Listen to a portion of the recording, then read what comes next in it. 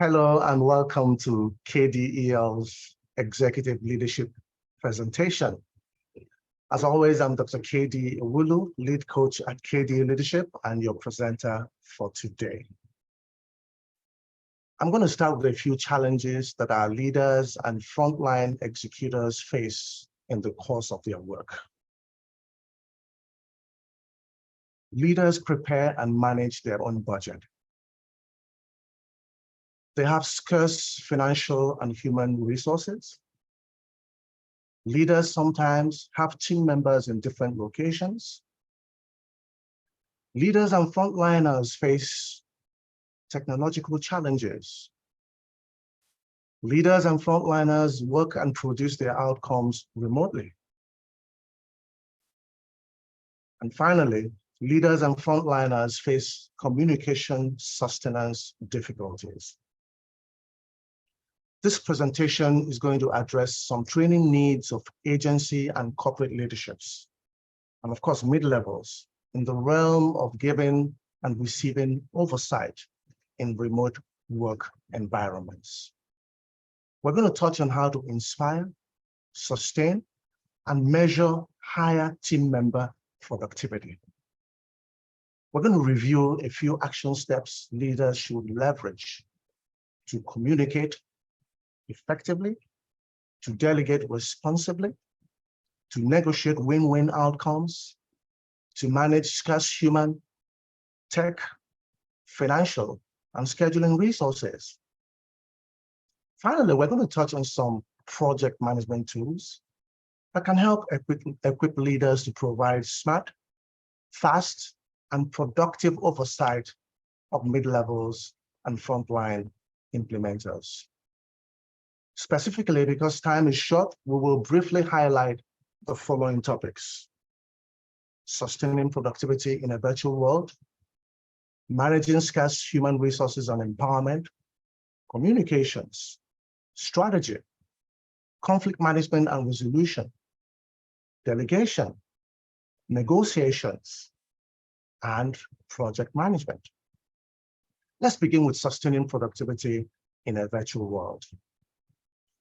Two things, amongst others, have to be done if you want to sustain productivity in a virtual work environment. Number one, you want to establish a productivity baseline. This simply means putting a plan together. It all starts with a plan of action. You want to involve most stakeholders during your planning sessions, so you don't have to face resistance during implementation.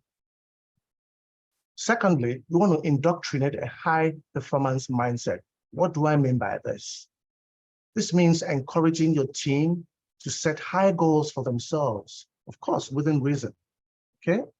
Their professional goals should be lofty enough to stretch them, but not too high to break them. Next on the list is how to manage scarce human resources and empowerment. I want to touch on budgeting fundamentals.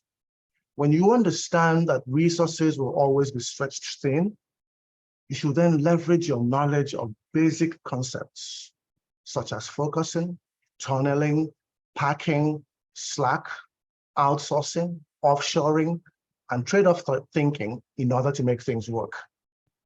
This was handled in more detail at a previous presentation entitled Doing More with Less, Budgeting Amidst Scarcity.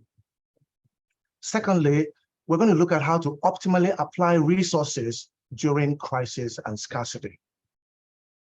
This means when you apply fast tracking, crashing, and resource leveling techniques to make the best and most prudent use of your available resources, especially during scarcity and crisis-laden times, which of course is most of the time. Communications. To communicate, we've got to listen actively, either by taking notes or by practicing empathetic listening. Recapping, confirming what you understand in your own words before giving your response to the question or to the comment. Softening, using connectors such as, by the way, generally speaking, hey, off the cuff, You want to use this to reduce the forcefulness of your opinions and make them more palatable to your listeners. Email sequencing. It's a method of starting conversations by first discussing issues verbally before committing anything to email for a higher chance of acceptance. Emails often elicit resistance. KIS, keep it simple. You want to dumb things down. Ideally, your communications, both oral and written, should be simple enough to be understood by an 8th grader. That's a 14-year-old. And then finally, under communications, we're looking at preferred receiver platforms. What do I mean by this? This strategy encourages us to identify each listener's preferred medium of communications and use it. You get a better response that way. As a coach, I use multiple platforms to communicate with my clients, to run training sessions depending on their preferences. And now a brief look at strategy. Strategy includes vision, mission, strategy, and of course, tactics. Your vision is the high-level view of what you want to attain. It describes your preferred end result in one sentence. It doesn't include how to get there. Your mission includes 3 to 4 statements describing what you want to do in general terms to actualize the vision. The statements, again, do not quite break things down to smaller tasks that frontline executors can handle. Strategy, an action plan for the immediate future. It focuses on achieving the mission and the statements. It is a carefully thought out response and can be executed by frontline workers. Tactics, these are action plans in the present. They address how to fix current issues. They're often targeted at ongoing issues and can be classified as reactions. And like strategies, can be handled by frontline executors. So in essence, tactics support strategies, strategies support missions, and missions support the vision. I want us to learn to plan with the end in mind. This thought process encourages us to visualize our goal and then plan backwards until we get to its starting point. This helps us maintain tight budgets, scopes, schedules, and achieve high quality expectations from our clients, from our bosses, from our customers. Now let's review a few conflict management and resolution facts and recommended practices. The first thing I want to say here is that conflicts should not be evaded. They should be embraced. This is with the aim of resolving them, and if not possible, managing them. So let's start with conflict management. This involves following a sequence of identification, brainstorming for those solutions, whittling down the alternatives until a few workable solutions are agreed upon, implementing the solution, tweaking based on feedback. We're to focus on the behavior and not on the person if we're to manage conflict successfully. The second part of conflict is conflict resolution. This path is pursued when there's a chance that the conflict can be resolved, that is, can be made to go away. In this case, you can utilize any of these applicable resolution styles. Avoidance, where you ignore the conflict. Accommodation, where you let the other person have their way. Competition, where you have your way because you have the power, the control, and the knowledge. Compromise, where the both of you meet halfway. And of course, collaboration, where you collectively work out a solution that lets everyone involved get all they want. Collaboration is the only win-win style of conflict resolution. Let me quickly touch on delegation. Delegation is the practice of passing on tasks to others to perform. We all delegate in everyday life. It can occur downwards, laterally, or upwards. And there are a few pros and cons. A positive outcome of delegation is the end result. That end result is replicating yourself. People master tasks when they are delegated to.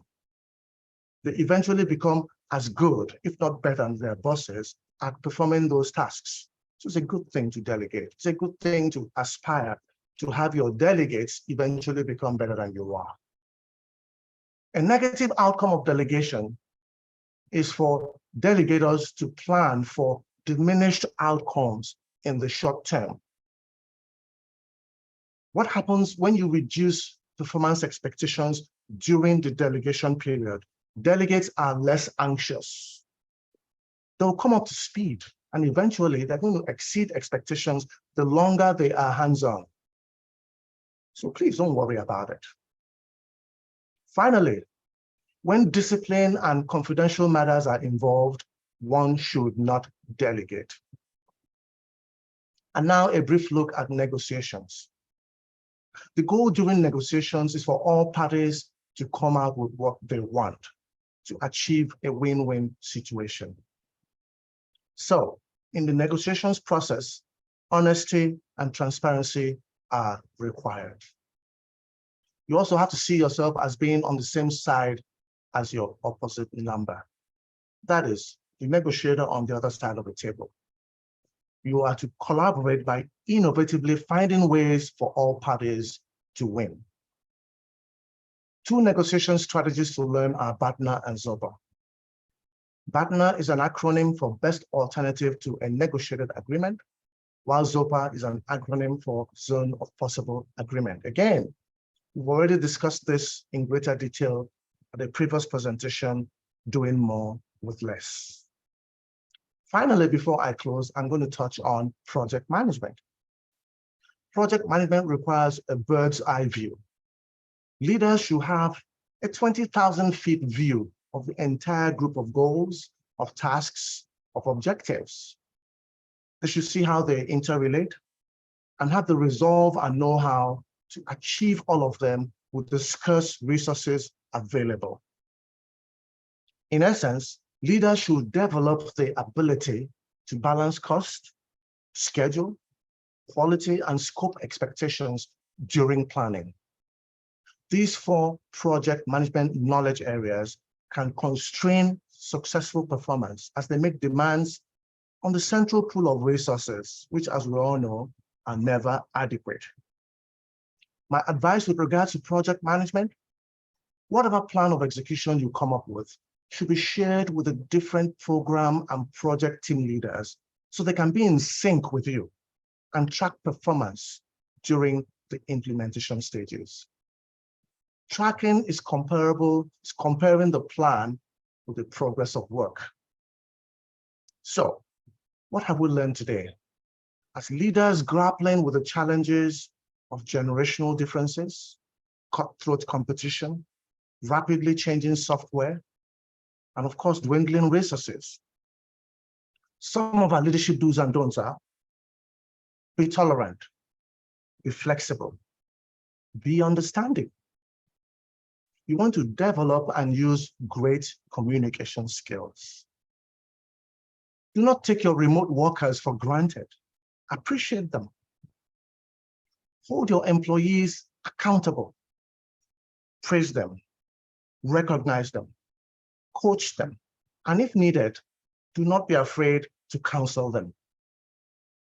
Encourage the use of milestones. Macromanage via phase gates. Manage by objectives. Collaboratively, together with your people, set SMART goals and small tasks. Finally, build your executive currency.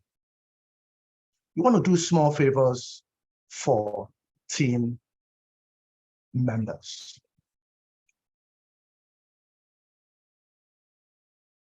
Our last four presentations were on team dynamics, change management, budgeting and scarcity, and project management KSAs and PMO setup.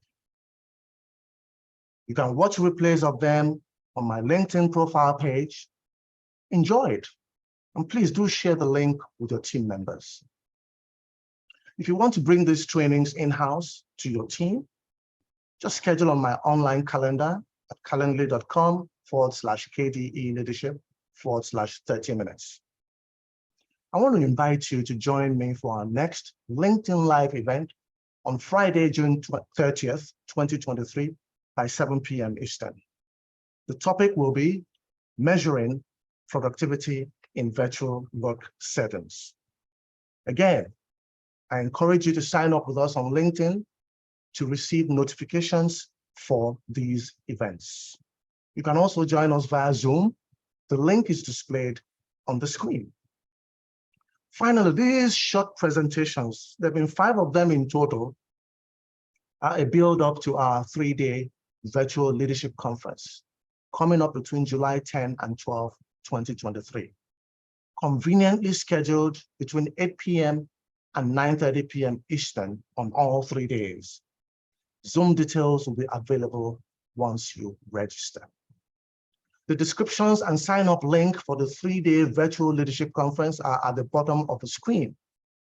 For those who have joined us today on audio only, the leadership conference link is KDEL.com/KDEL-virtual-leadership-conference.